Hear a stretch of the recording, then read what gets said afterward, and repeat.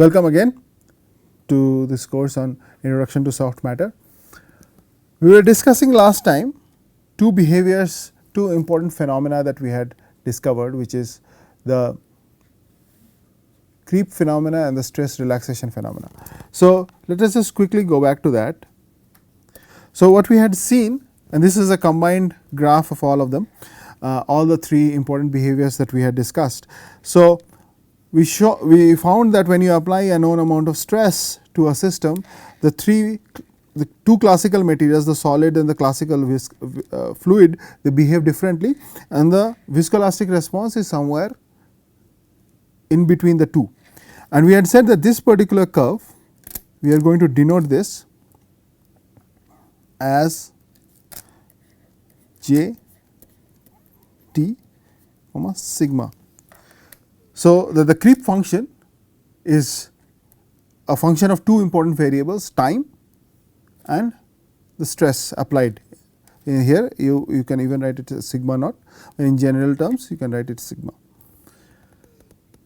So, this is the creep, and in the next one, the stress relaxation phenomena, we introduced ourselves to one more, to the other phenomena where we said we are applying a known amount of strain and then the stress decreases over time. So, this curve was given the name G, or was denoted as G T comma epsilon. So, once again it shows you that it is a function of two very important variables, time and the known amount of strain imposed. So, we are going to look at this in a little bit of more detail. This one more thing. So, to make sure that the system is so the strain here is being applied at time t equal to 0. So, what we are going to do is we are going to define the function such that we know that this function is equal to 0 for t less than 0.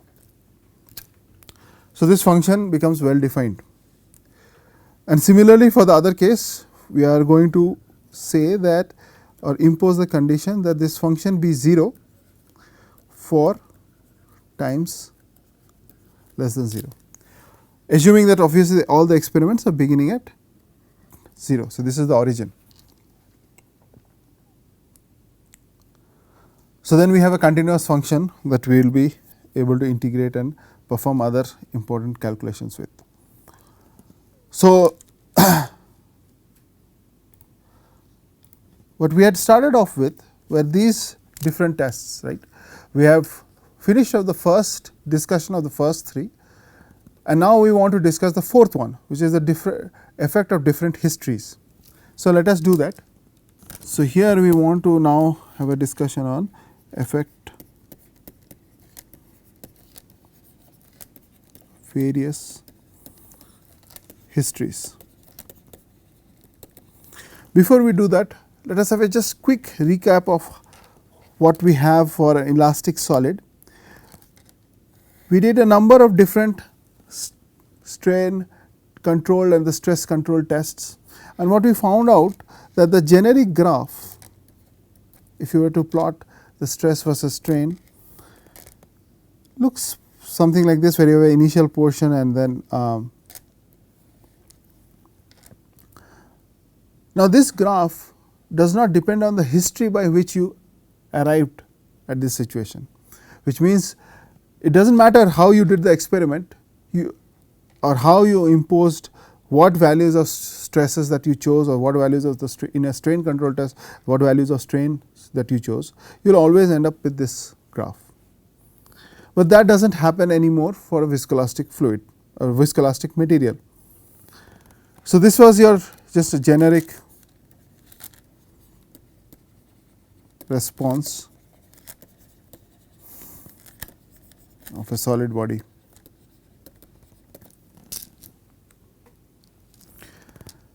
So, now let us, if we want to try and understand that, what we should do is let us have a condition where you are applying a known amount of stress. This is time. Okay, just so this is time, this is stress, this function ends here, and then you can either do it this way or you go through a different path, different paths to arrive there. So, let us call this path 1, this is path 2, this is path 3. What we see when we do these experiments is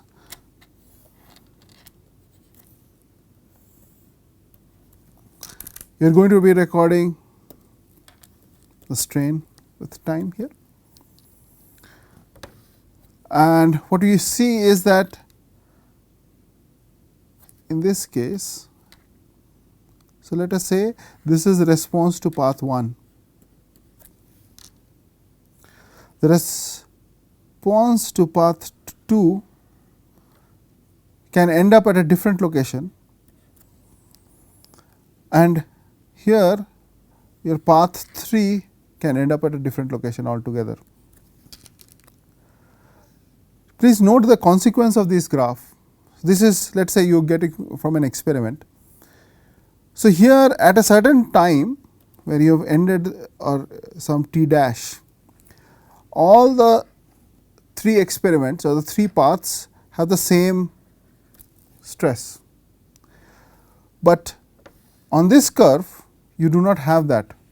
You will end up with different values of strain at these different times. So, when you create a merged, when you create a graph of stress versus strain, what you find is the responses are no longer unique. In the first path, this is what it might look like. The second path,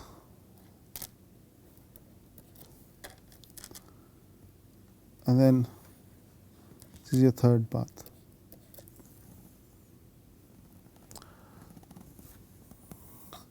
So, for viscoelastic materials,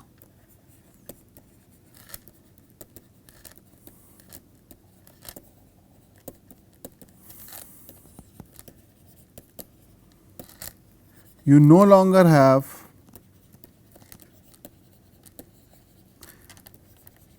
unique sigma epsilon relationships.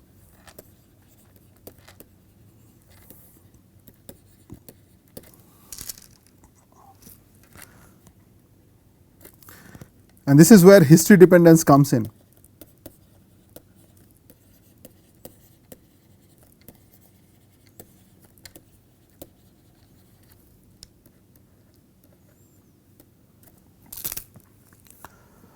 So, for you to know the response state of a viscoelastic material, you must know now the path by which it had come there, because it is no longer enough for you to provide, for anybody else to provide an instantaneous value and then demand an the value of the response at that time, because the response at time t depends now on the previous states. And if you remember, in one of the first lectures we were discussing how time becomes an explicit parameter, but for classical viscous solids and classical elastic material solids, classical viscous fluids and classical elastic solids, though time is an important parameter and that is how you are conducting the experiment, it hides somewhere. Although it should have been a parameter that was there, but the time variable disappears, right, because you are only relating instantaneous response to the instantaneous value of the stress, but no longer will that be true, and this is exactly where the history dependence becomes important. So, this is where viscoelasticity deviates strongly from your what you might have studied in classical viscous fluid mechanics and solid mechanics. Okay. So, we have discussed 4 tests, right, that leaves us with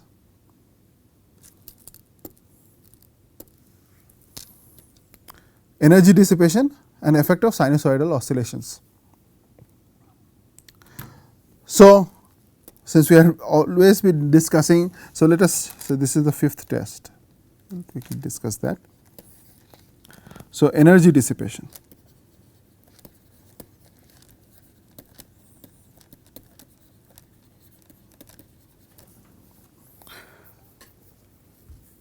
Now, the moment we say energy dissipation,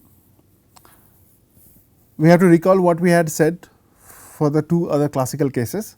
In the case of the solid body, all of the energy is stored, whereas for the fluid, all of it is lost. But here, obviously, now that we have started to realize that this is somewhere in between, the response will also be somewhere in between. So, some of the energy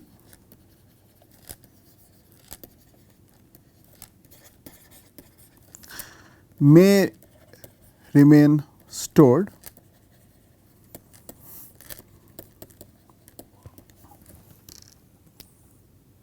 while the rest is lost or dissipated.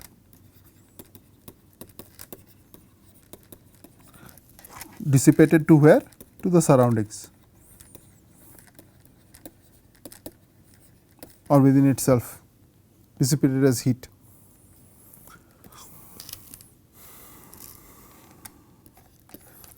Brings us to the 6th and the final test, sinusoidal oscillations.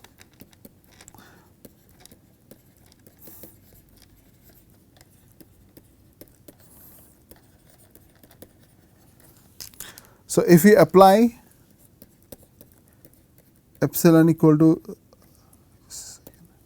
let me this epsilon, if you make in an experiment the strain a function of time,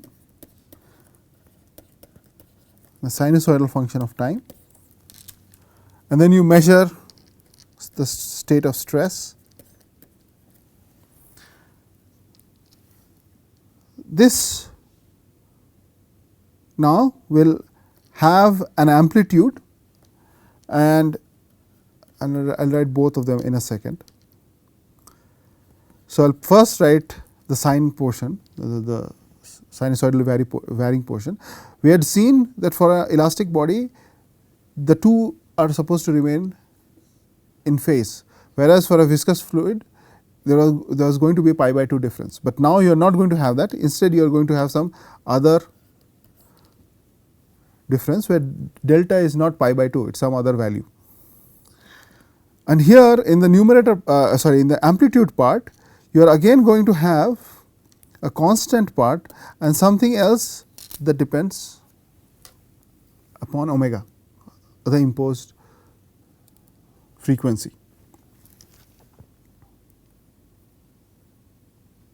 Right.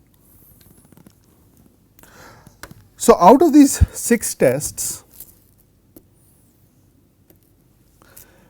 in our course, we will see that the first one is very important, because this gave rise to the phenomena of creep, and we realize that we have to understand.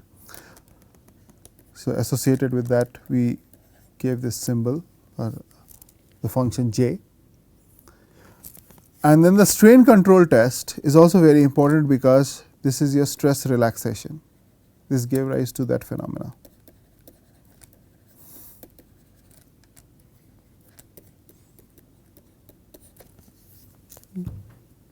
The other 3 are also very important. We will see how this plays a role at a slightly later stage.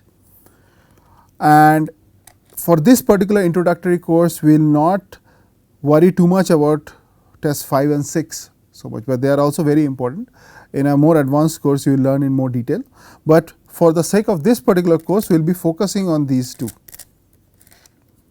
important phenomena. So, before we go into a little bit more depth about this, we will just quickly come back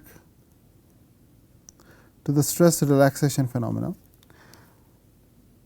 because this serves to illustrate an important point, and that is now G. So, I can create an artificial modulus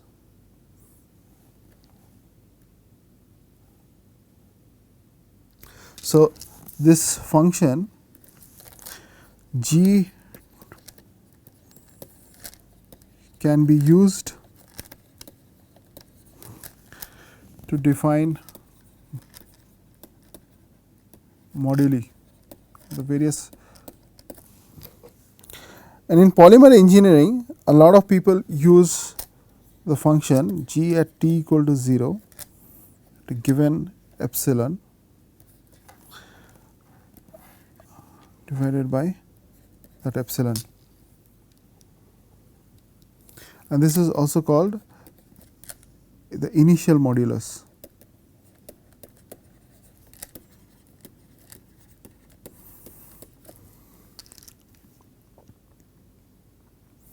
Or you can even define another modulus where this t is tending to infinity,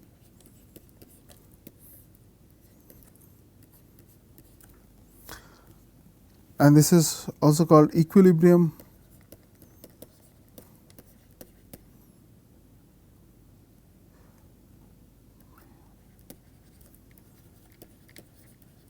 modulus. So, some people use this and quite a bit, for example, in polymer engineering they use this, and the important point here. So, we will do this in a little bit more rigorous fashion in a second, but the important point is that these two moduli can be different by even orders of magnitude. So, unlike the case of this the classical elastic solid where you could attach one modulus and that one modulus was enough to define the behavior of the material, that is no longer going to be true. So, you are having the modulus itself is now a function of time. The purpose of this was to illustrate the fact that this J t comma sigma and G t comma epsilon can be used to characterize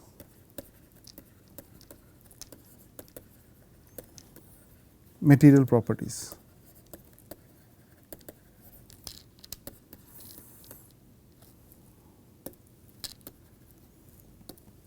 Material properties.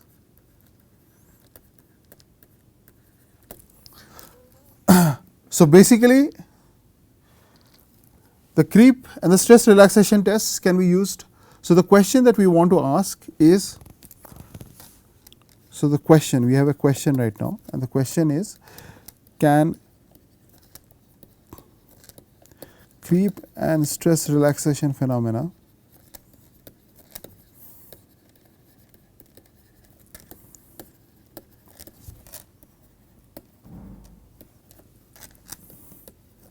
be used to define material properties?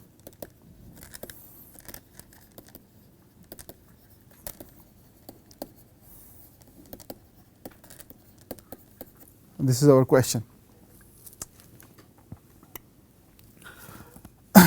So, we are going to look into this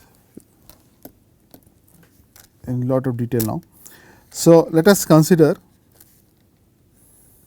let us say that you are now visiting the lab. Okay. You have gone into the lab and you have the first test you want to do, because you have learned that there is a list of tests, and the first test you are saying that what I will do is I will impose a known amount of stress to the system and I will see what the response is.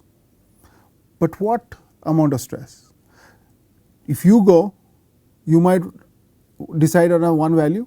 So, let us say student 1 goes, he decides on a value of sigma 1, he does the experiment with that. Then we send somebody else. That person goes, he does the experiment again, but this time he chooses arbitrarily some other value. And so a third student goes and he decides to conduct the experiment at a third different level of stress. So if you were to put together all the results, what we will see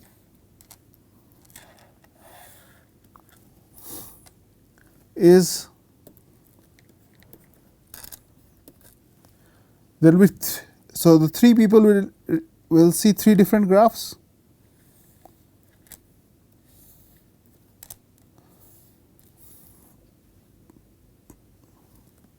So the first person records JT, sigma 1, meticulously records this. The second person has meticulously recorded the response at the other level of stress, and so has the third person.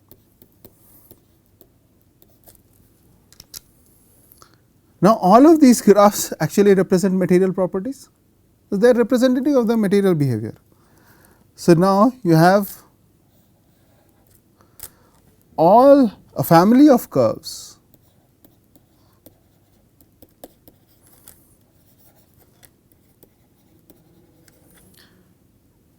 which now represent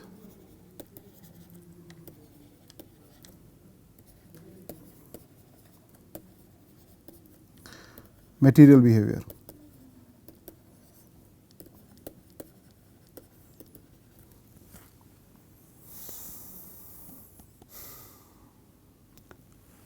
But what happens? So this was the stress relaxation test, the creep test. What happens for the other test? If somebody went and if a set of students decided to do the stress relaxation test instead in one of their days at the lab, then what would they find? They would apply, sorry, this is strain. They would apply value of strain. So the first guy goes, does an experiment, imposes one amount of strain, epsilon 1. So he gets a corresponding graph. We will call this GT comma epsilon 1. The second guy goes and he chooses a different value, and again he gets a different curve, and so does the third person.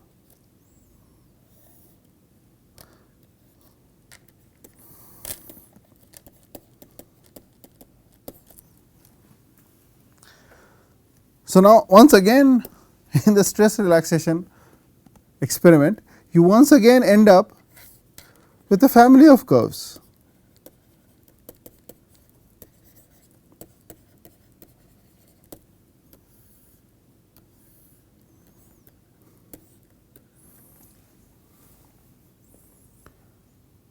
So this is a problem, right? Well, I mean, it's not so really a problem. Maybe a material is so complicated that you cannot define it with one graph anymore, like you were able to do in the case of the stress strain curve for a solid like mild steel, for example. But here you have a set of curves, so you cannot get away with it. But there will be some, perhaps there is some condition under which you can simplify this. So it does turn out that there is a condition which is called the linearity of scaling, under which you can make some simplifications, and we will see that in the next class, how linearity of scaling helps us define material properties from the creep relaxation test and the creep test and the stress relaxation test. Okay. So, yeah, we will end this class here.